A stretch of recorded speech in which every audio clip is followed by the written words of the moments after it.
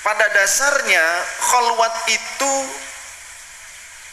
mengurangi makan, mengurangi minum, mengurangi bicara, mengurangi ghaflah atau lupa diri, mengurangi berinteraksi dengan selain Allah. Ya. Jadi uzlah itu atau khalwat itu sebetulnya ketika kita mengurangi makanan supaya saat khalwat kita tidak gampang ngantuk dan kita menguji keimanan kita yang sebelumnya keimanan kita digadaikan pada qutul balad, pada makanan pokok negeri kita. Kita sering menggadaikan keimanan pada makanan pokok, sehingga kalaupun kita sudah makan mie rebus 2 bungkus, roti 3 plastik, belum dikatakan makan kalau belum ngadahar kejo. Sampai-sampai sudah makan nasi uduk pun dikatakan belum makan. Lontong 2 porsi belum makan. Dul. Masya Allah. Banyak orang yang berkata, kalau saya tidak makan nasi, kalau saya tidak makan makanan pokok, nanti saya akan lemah. Bohong. Berarti keimananmu digadaikan.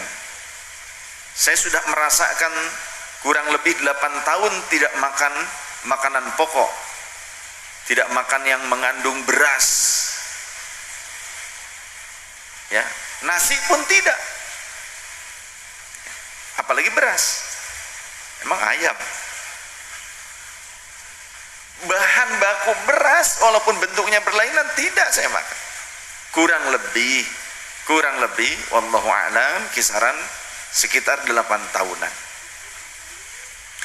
Fa'amma bini'amati rabbika fahaddits. Mudah-mudahan Allah tidak menghilangkan pahala dari mujahadah yang saya lakukan, tapi ini sebagai bentuk jawaban kepada Anda yang mungkin di dalam diri, kalau saya nggak makan nasi nanti lemah. Kata siapa?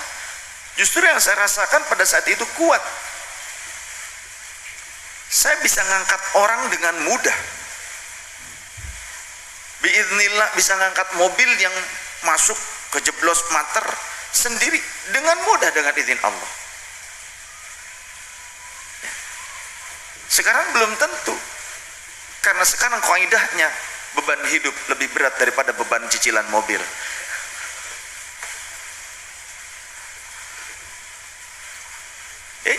Nyata.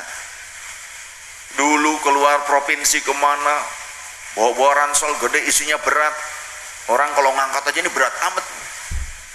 Kemana-mana segala macam dibawa. Kan pengembara, bukan satria bergitar, bukan satria berkitab saya mah, dan bertasbih.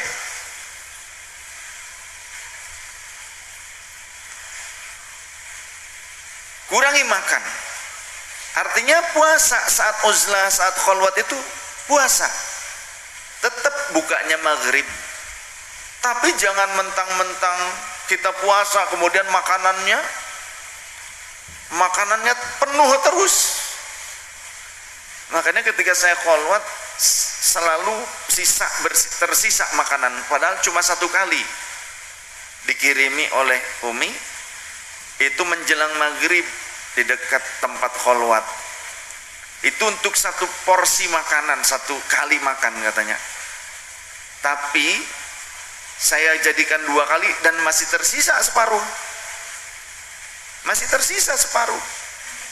Kadang kalau yang masih tahan lama kayak kurma kayak apa, suka saya simpen sampai beres khalwat masih ada. Kadang seringnya dikembalikan sisa karena tersisa. Dan pada saat khalwat upayakan makanannya jangan menerima pemberian dari yang lain. Upayakan orang yang kita percaya saja yang memasak dari hasil harta yang benar-benar yakin halalan thayyiban. Maka biasanya saya sebelum khalwat ke istri, ini untuk bekal makanan saya, dan ini untuk bekal istri ketika ditinggal kholwat. Begitu. Jadi kalau kholwat ya buat istri juga ditinggalin dah nafkahnya. Jangan sampai kita keluar kholwat istri modar.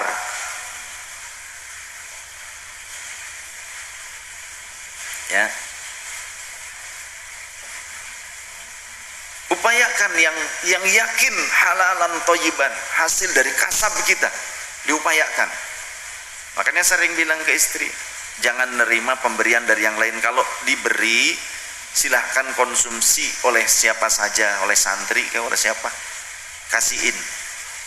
Padahal saya yakin yang memberi kepada saya pada saat itu saking kasih sayang kepada saya, mungkin itu dari hasil kasab halalan thayyiban.